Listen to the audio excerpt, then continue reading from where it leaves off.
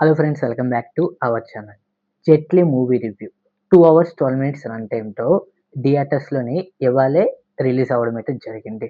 First movie అయితే నేను చూసాను. మూవీ చూసిన తర్వాత నా ఒపీనియన్ చెప్పాలంటే జస్ట్ వన్ టైమ్ వాచ్ అనిపించింది. అది కూడా థియేటర్స్‌లో కాకుండా ఓటీటీ చూసినట్టయితే నాకు అనిపించిందండి. ఓటీటీలోని చూస్తేనే బెటర్ అని అనిపించింది. అసల మూవీకి ఎందుకెళ్ళానో కూడా నాకు కూడా అర్థం కాలేదు. మెయిన్‌లీ నేను మూవీకి ఓన్లీ 'సత్య' గారి కోసం ఎళ్ళాను. 'సత్య' గారి కోసం అలాగే 'వెన్నెల కిషోర్' గారి కోసమేనండి.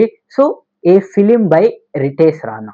'హ్యాపీ బర్త్‌డే', 'మొట్టు వదలరా 2' ఈ 3 మూవీస్ తీసిన డైరెక్టర్ ఈ మూవీని కూడా డైరెక్ట్ చేసింది రితీష్ రానా గారేనండి.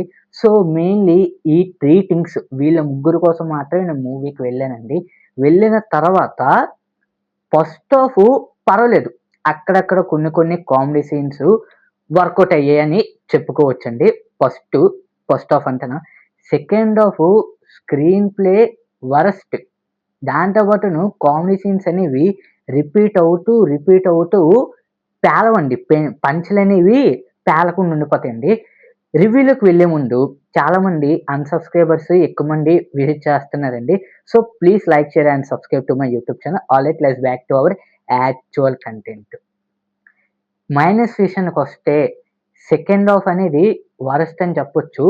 క్లైమాక్స్ అంటే ఎగ్జిక్యూట్ అనేది బాగోలేదు. ఐడియా బాగుంది గానీ, దాన్ని ఎగ్జిక్యూట్ చేసే విధానం అయితే ఏమి నచ్చలేదండి. అలాగే సత్య గారి క్యారెక్టర్ ఇంకా చాలా బాగా చేసుంటే బెటర్ నుంచి నా ఒపీనియన్ అండి. అలాగే కథలో కూడా క్లారిటీ అనేదైతే ఏమీ లేదండి. సత్య గారి క్యారెక్టర్ ఇంకా కొంచెం బాగా డెవలప్ చేసుంటే మాత్రం హైలైట్‌గా అయిపోదును. అలాగే విలన్ సైడ్ కూడా చాలా వీక్‌గా అనిపించిందండి. ప్లస్ విషయానికొస్తే మాత్రం ఓన్లీ ఫస్ట్ హాఫ్ ఒకటే నాకు పర్వాలేదు అని అనిపించిందండి. అది కూడా కొన్ని జోకులకైతే ఓకే. స్టార్టింగు ఒక 15 నిమిషాల దాకా మూవీ పర్వాలేదని అనిపించింది. ఓకేనండి. ఇంకా స్టోరీ విషయానికొస్తే చాలా బేసిక్ స్టోరీ లైన్ అనేది. ఒక స్కామ్ జరుగుతుంది. ప్రజాపతి అనేవాడు ఒక స్కామ్ చేస్తాడు. దాదాపు 15,000 కోట్లు. ప్రజాపతి 15,000 కోట్లు. సో, అంత స్కామ్ చేసినోడు ఉంటారేటండి, దివాళా తీసేస్తాడు. వెంటనే ఎళ్ళిపోతాడు వేరే దేశానికి. సో, మనోడేంచి లొంగిపోతాడు. సో, పోలీసులు అతన్ని ఫ్లైట్‌లోని తీసుకొనొస్తారండి. సో, 15,000 కోట్లు స్కామ్ చేశారంటే అతను ఎలా ఉంటారో మీకు ఒక ఐడియా ఉంటది కదండీ. సో, అతన్ని చాలామంది చంపుదాం అనుకుంటారు. సేవ్ చేసినోళ్ళు కూడా చాలామంది ఉంటారు కదండీ ఆ 15,000 కోట్ల కోసం.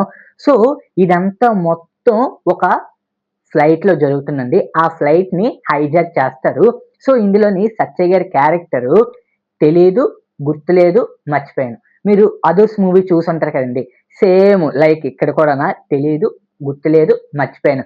అలాంటి క్యారెక్టర్ అండి మన సత్య గారు కూడానా. సో, ఈ హైజాక్‌లోని మనోడసల ఎలా ఇన్వాల్వ్ అయ్యాడు అది తెలియాలంటే ఈ మూవీ మీరు చూడాల్సిందేనండి. అలాగే 'వెన్నెల కిషోర్' గారు, 'వైవ హర్ష' గారి క్యారెక్టర్ ఇందులోని పైలట్ అండి.